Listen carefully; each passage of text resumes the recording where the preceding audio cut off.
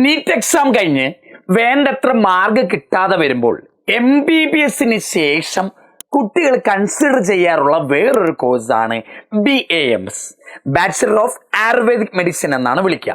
നമ്മൾ ഇന്ന് ഡിസ്കസ് ചെയ്യാൻ പോണത് BAMS കോഴ്സ് കിട്ടാൻ എത്ര മാർക്ക് വേണം, അത് പഠിക്കാൻ പറ്റുന്ന കോളേജ്, ഗവൺമെന്റ് കോളേജുകൾ ഏതൊക്കെ, അതിന് എത്ര വർഷത്തെ കോഴ്സുകളാണ്, ലാസ്റ്റ് റാങ്ക് എത്രയാണ് എടുത്തത്, അതിന്റെ സ്കോപ്പുകളെ കുറിച്ചുകൂടെ നമ്മൾ വേഗം ഒന്ന് ഡിസ്കസ് ചെയ്യാം. ആദ്യം തന്നെ BAMS എന്ന് പറഞ്ഞാൽ ബാച്ചിലർ ഓഫ് ആയുർവേദിക് മെഡിസിൻ ആണ്. ആയുർവേദമാണ് ഡിസ്കസ് ചെയ്യുക. ആയുർവേദത്തിൽ എന്താ ഡിസ്കസ് ചെയ്യുക ചോദിച്ചാൽ പണ്ട് കാലത്തെ തുടർന്ന് വരുന്ന സമ്പ്രദായമാണ്. ആയുർവേദത്തിൽ ഒരുപാട് ആൾക്കാരുണ്ട്. ചരകൻ, സുശ്രുതൻ, വാഗ്ഭടൻ, അങ്ങനെ കുറെ ആൾക്കാർ പണ്ട് എഴുതി വെച്ച ഒരുപാട് ട്രീറ്റ്മെന്റ് പ്രിൻസിപ്പിൾ ഉണ്ട്. ആ ട്രീറ്റ്മെന്റ് രീതികൾ ഇപ്പോഴും തുടർന്നു പോകുന്ന കോഴ്സാണ് ഇത് BAMS. ഇതിൽ കീറി മുറിക്കലോ ഇഞ്ചക്ഷൻ എടുക്കലോ പരിപാടികളൊന്നുമില്ല. പച്ചമരുന്നുകൾ വെച്ച് രോഗത്തെ ചികിത്സിക്കുന്നു. മോഡേൺ MBBS എന്തൊക്കെ അസുഖങ്ങൾ ചികിത്സിക്കുന്നുണ്ടോ അതെല്ലാ അസുഖങ്ങളും പച്ചമരുന്നുകൾ ഉപയോഗിച്ച് ചികിത്സിക്കുന്ന ശാഖയാണ് മക്കളെ BAMS എന്ന് പറഞ്ഞാൽ. BAMS കുറിച്ച് പറയുകയാണെങ്കിൽ കട്ട് ഓഫ് ലാസ്റ്റ് ഏകദേശം നീറ്റിൽ 550+ വേണം. ഏകദേശം 650 ഉള്ളപ്പോഴാണ് ടോപ്പ് കോളേജ് കിട്ടുക MBBS പഠിക്കാൻ. എന്നാൽ BAMS പഠിക്കാൻ 550 മുകളിൽ വേണം നല്ലൊരു കോളേജ്, ഗവൺമെന്റ് സീറ്റ് കിട്ടാൻ. 550+ മാർക്ക് വേണം മക്കളെ. കഴിഞ്ഞ വർഷം നീറ്റ് 2025 കീം അലോട്ട്മെന്റിന് ശേഷം കേരള റാങ്ക് ലിസ്റ്റിൽ, കേരള റാങ്കാണ് ഓൾ ഇന്ത്യ റാങ്ക് അല്ല, കേരള റാങ്ക് ലിസ്റ്റിൽ 11,281 വരെ കിട്ടിയ കുട്ടികൾക്ക് BAMS കോഴ്സ് കിട്ടിയിട്ടുണ്ട്. ഇത് ഓൾ ഇന്ത്യ റാങ്ക് അല്ല കേട്ടോ മക്കളെ, കേരള റാങ്കാ. കാരണം നീറ്റ് റാങ്ക് വെച്ച് കേരള റാങ്ക് പിന്നീടാ വരിക.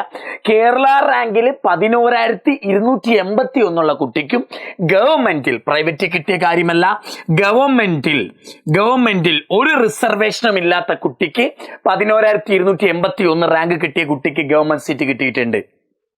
സ്റ്റേറ്റ് മെറിറ്റുള്ള റാങ്കാണ് ഞാൻ പറഞ്ഞത് കേട്ടോ മക്കളെ.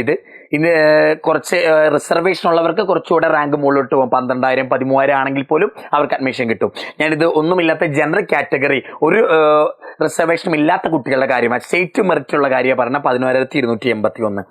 എത്ര കൊല്ലത്തെ ഞാൻ ചോദിച്ചാൽ 4.5 കൊല്ലത്തെ ഡ്യൂറേഷൻ ഉണ്ട്. 4.5 കൊല്ലം പഠിക്കണം. 4.5 കൊല്ലത്തിൻ്റെ ഒപ്പം 1 ഇയർ എന്ത് കാണാം, 1 ഇയർ ഔസർജൻസി ചെയ്യണം. ആ 1 ഇയർ ഔസർജൻസി അതായത് ഇന്റേൺഷിപ്പ് ചെയ്യണം. 1 ഇയർ എന്ത് കാണാം, ഇന്റേൺഷിപ്പോടെ എക്സ്ട്രാ ചെയ്യണം. ടോട്ടൽ 5.5 ഇയർ വേണം മക്കളെ പഠിച്ച് നമ്മൾ എന്തായിട്ട് ഇറങ്ങാൻ, ആയുർവേദ ഡോക്ടറായിട്ട് ഇറങ്ങാൻ. ആയുർവേദ ഡോക്ടറാകാൻ ടോട്ടൽ വേണ്ടത് എത്ര, 5.5. അതിൽ 4.5 കൊല്ലം പഠിക്കണം. 1 കൊല്ലം ഔസർജൻസി. നിങ്ങൾ ഏത് കോളേജിലാണോ പഠിച്ചത് അതേ കോളേജ് കംപ്ലീറ്റ് ചെയ്യണം. സാലറി ഉണ്ടാകും. 23K ആണ് ഇപ്പൊ നിലവിലുള്ള സാലറി. 23K ആണ് പെർ മന്തിൽ ഇപ്പോൾ ഇന്റേൺഷിപ്പ് കിട്ടുന്ന സാലറി. നിങ്ങൾ പഠിച്ചു വരുന്ന സമയം കൊണ്ട് ഏകദേശം 30 ഒക്കെ ആകാൻ ചാൻസ് ഉണ്ട്. ഇനി ഫേമസ് കോളേജ്, നിങ്ങൾക്ക് ഏതൊക്കെ കോളേജിൽ പഠിക്കാം? നിലവിൽ 5 ഗവൺമെന്റ് കോളേജുകളെ ആയുർവേദം പഠിക്കാനായിട്ടുള്ളൂ. നിരവധി പ്രൈവറ്റ് കോളേജുകൾ കേരളത്തിലുണ്ട്, പുറത്ത് ഒരുപാട് ഇടത്തുമുണ്ട്. 5 എണ്ണമേ കോളേജിൽ ഗവൺമെന്റിലുള്ളൂ. ഒന്ന് കണ്ണൂർ പെരിയാരം ആയുർവേദ കോളേജ് ഉണ്ട്. VPC ആയുർവേദ കോളേജ് കോട്ടക്കലുണ്ട്, ഫേമസ് ആണ്. ആയുർവേദ കോളേജ് ഉള്ളൂരുണ്ട്. ആയുർവേദ കോളേജ് തൃപ്പൂണിത്തുറയുണ്ട്. ട്രിവാൻഡ്രം, കോട്ടക്കൽ നല്ല ഫേമസ് കോളേജുകളാണ്. എല്ലാം നല്ല ഗവൺമെന്റ് കോളേജുകളാണ്. ഈ കോളേജുകളിലാണ് ഗവൺമെന്റിൽ നിങ്ങൾക്ക് സീറ്റ് കിട്ടാൻ ചാൻസ് ഉള്ളത്. വേറെ ഒരുപാട് ഏകദേശം 20+ എന്തുണ്ട് പ്രൈവറ്റ് ആയുർവേദ കോളേജുകളുമുണ്ട്. നങ്ങേലി ഉണ്ട്, അഷ്ടാംഗമുണ്ട്, വിഷ്ണു ഉണ്ട്, അങ്ങനെ കുറെ പ്രൈവറ്റ് കോളേജുകൾ നിങ്ങൾക്ക് കിട്ടുന്നതായിരിക്കും കേട്ടോ.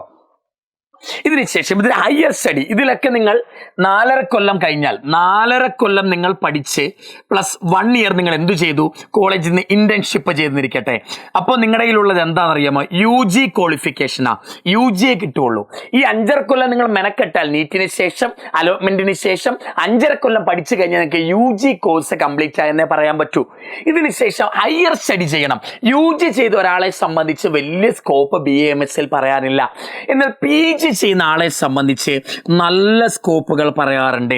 PG എടുത്താലേ ആയുർവേദത്തിൽ നല്ല സ്കോപ്പ് വരൂ. ആദ്യം നിങ്ങൾ മനസ്സിലാക്കേണ്ടത്, നിങ്ങൾ പഠിക്കാൻ റെഡിയാണെങ്കിൽ ഏതിലും നിങ്ങൾക്ക് സ്കോപ്പ് കിട്ടും. നിങ്ങൾക്കൊരു കോഴ്സ് കിട്ടി, നല്ല അടിപൊളി കോഴ്സാ, ആ കോഴ്സ് കിട്ടിയെന്ന് പറഞ്ഞിട്ട് കാര്യമില്ല. അവിടെ ചെന്ന് നിങ്ങൾ നല്ല പോലെ മെനക്കെടുന്നില്ലെങ്കിൽ ആ കോഴ്സ് നിങ്ങൾക്ക് നല്ല ജോലി കിട്ടണം എന്നില്ല. നിങ്ങൾ ഏത് കോഴ്സ് കിട്ടിക്കോട്ടെ, അതിൽ നല്ല പോലെ പരിശ്രമിക്കാൻ ശ്രമിക്കുക, അതിൽ നല്ല ഉന്നതിയിലെത്താൻ ശ്രമിക്കുക. അതെനിക്ക് പറയാനുള്ളൂ. സാർ ഇന്ന കോഴ്സ് നല്ലതാണോ, നേഴ്സിംഗ് നല്ലതാണോ സാറേ, വെറ്റിനറി നല്ലതാണോ സാർ, എന്നോട് പലരും ചോദിക്കുന്നു. ഞാൻ പറയും, മോനെ നീ ഏതെടുത്തോ, എടുത്തു കഴിഞ്ഞാൽ അവിടെ നീ നല്ല പോലെ പഠിച്ച് നല്ല ജോലിയിൽ അങ്ങ് എത്തിയാൽ മതി. അല്ലാതെ സ്കോപ്പ് നോക്കിയിട്ട് കാര്യമില്ല. നിങ്ങൾ നല്ല പോലെ പഠിക്കുന്നില്ലെങ്കിൽ ചിലപ്പോൾ സ്കോപ്പുള്ള കോഴ്സ് ചേർന്നിട്ടും കാര്യമില്ല, നിങ്ങൾക്ക് നല്ല രീതിയിൽ എത്തിപ്പെടാൻ പറ്റൂല. സ്കോപ്പ് ഇല്ലാത്തതാണെങ്കിൽ, ഉപകാരപ്രദമല്ലെങ്കിൽ, ജനങ്ങൾക്ക് ഉപകാരപ്പെടുന്നില്ലെങ്കിൽ കേരളത്തിലെ ഗവൺമെന്റിന് ഈ കോളേജുകളൊന്നും തുറന്നു വെക്കേണ്ട കാര്യമില്ലല്ലോ മക്കളെ. അപ്പൊ നോക്ക്, 5.5 കൊല്ലം പഠിച്ചു കഴിഞ്ഞാൽ നിങ്ങൾക്ക് UG കിട്ടുള്ളൂ. ശേഷം PG ചെയ്യുമ്പോഴാണ് കൂടുതൽ ചാൻസുകൾ നിങ്ങളുടെ മുമ്പിലേക്ക് വരിക. PG ഈ കോളേജുകളിൽ തന്നെ PGയും ഉണ്ട് കേട്ടോ. ഈ ഗവൺമെന്റ് കോളേജുകളിൽ തന്നെ നിങ്ങൾക്ക് UG പഠിച്ചാൽ അവിടെ തന്നെ നിങ്ങൾക്ക് എന്ത് ചെയ്യാം, അതിനുശേഷം PGയും ചെയ്യാം. PG ചെയ്യണമെങ്കിൽ ഒരു പ്രശ്നമുണ്ട്. PG ചെയ്യണമെങ്കിൽ നിങ്ങൾ ഓൾറെഡി 4.5 കൊല്ലം പഠിച്ചു, പ്ലസ് 1 കൊല്ലം ഇന്റേൺഷിപ്പോടെ ചെയ്ത് 5.5 കൊല്ലം കഴിഞ്ഞപ്പോൾ എന്ത് കംപ്ലീറ്റ് ആയി, UG കംപ്ലീറ്റ് ആയിരിക്കട്ടെ. ഇതിന് ശേഷം നിങ്ങൾ എന്ത് ചെയ്യണം, നീറ്റിന് റിപ്പീറ്റ് ചെയ്ത പോലെ ഒരു എക്സാം ഉണ്ട്. അതിന്റെ പേര് AIPGT ഉണ്ട് കേട്ടോ മക്കളെ. AIPGT ഇത് PGക്ക് വേണ്ടിയുള്ള ആയുർവേദത്തിന്റെ എക്സാമാ. PG ആയുർവേദ എക്സാം, ഇതിന്റെ പേരാണ് PG ആയുർവേദ എക്സാം. നിങ്ങൾ 5.5 കൊല്ലം കഴിഞ്ഞ് UG കംപ്ലീറ്റ് ആക്കി കഴിഞ്ഞ് ഈ എക്സാമിന് പ്രിപ്പയർ ചെയ്യണം.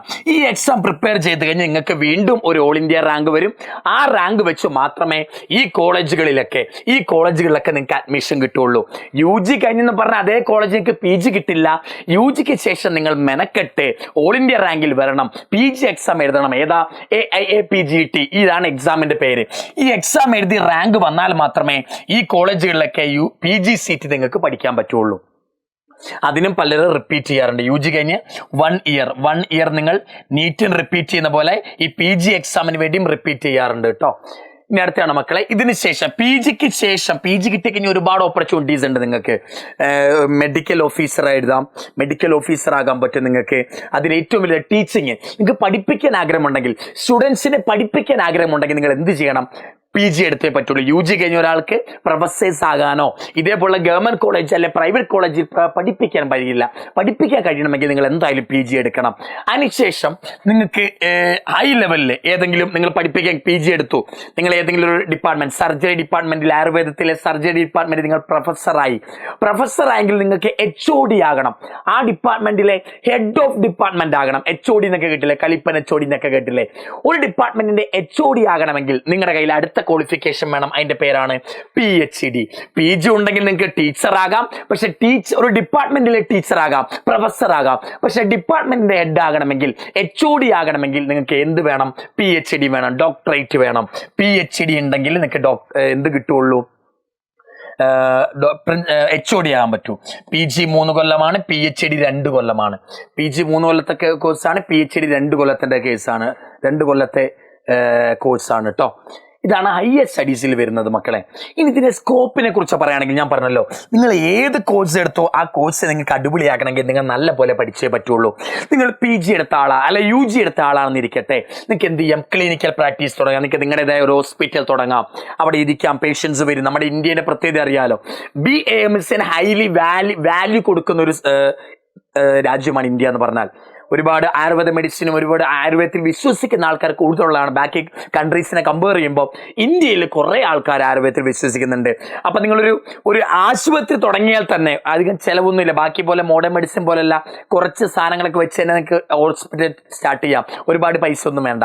അപ്പോൾ പേഷ്യൻസ് വരുമെന്നുള്ള കാര്യത്തിൽ തർക്കിക്കേണ്ട കാര്യമില്ല. നമ്മൾ കേരളക്കാർ ആയുർവേദത്തിൽ വിശ്വസിക്കുന്ന ആൾക്കാരാണ്. ക്ലിനിക്കൽ പ്രാക്ടീസ് നിങ്ങൾക്ക് എന്ത് ചെയ്യാം, വീട്ടിലോ അല്ലെങ്കിൽ നിങ്ങൾ ഒരു ഹോസ്പിറ്റൽ തുടങ്ങി നിങ്ങൾക്ക് സ്വന്തമായിട്ട് ഒരു ഹോസ്പിറ്റൽ തുടങ്ങാം. പിന്നെ മെയിൻ മെഡിക്കൽ ഓഫീസറുകളാകാം. നമ്മുടെയൊക്കെ നാട്ടിൽ കാണും Ayurveda dispensary, Ayurveda health centre നമ്മൾ വിളിക്കുക.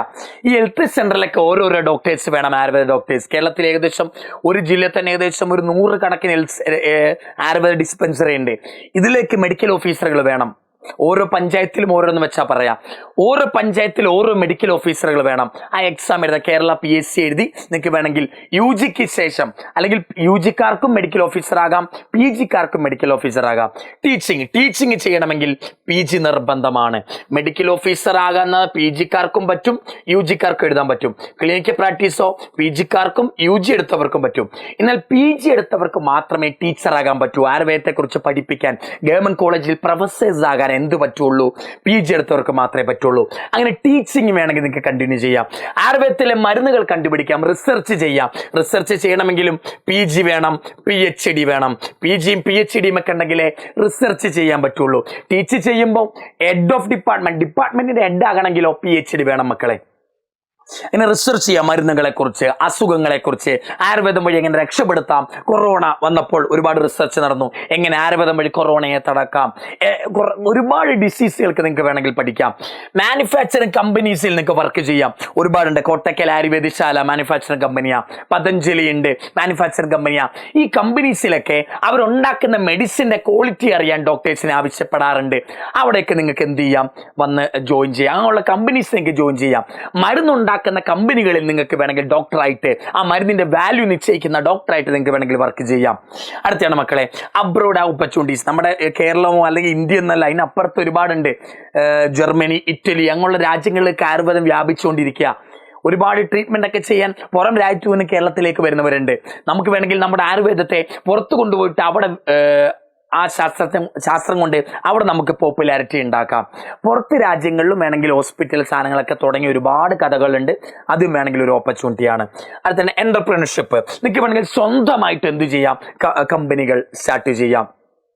ആയുർവേദത്തിന്റെ മെഡിസിൻ ഉണ്ടാക്കുന്ന ഫാക്ടറികൾ, കമ്പനികൾ നിങ്ങൾക്ക് സ്റ്റാർട്ട് ചെയ്യാം. അങ്ങനെ ഒരുപാട് വെറൈറ്റി ആയിട്ട് നിങ്ങൾക്ക് തന്നെ സ്വന്തമായിട്ട് സ്റ്റാർട്ട് ചെയ്യാൻ പറ്റും. ഒരുപാട് മരുന്നുകൾ ഉണ്ടാക്കുന്ന കമ്പനികൾ, ഒരു ഹോസ്പിറ്റല്, അല്ലെങ്കിൽ ആയുർവേദത്തിൽ എന്താണ് ആവശ്യം അതുണ്ടാക്കുന്ന ഒരു മാനുഫാക്ചറിൻ്റെ ഒരു സ്വന്തമായിട്ടൊരു ഓണറായിട്ട് നിങ്ങൾക്ക് മാറാൻ പറ്റും. ഇതൊക്കെയാണ് സ്കോപ്പ് എന്ന് പറഞ്ഞാൽ.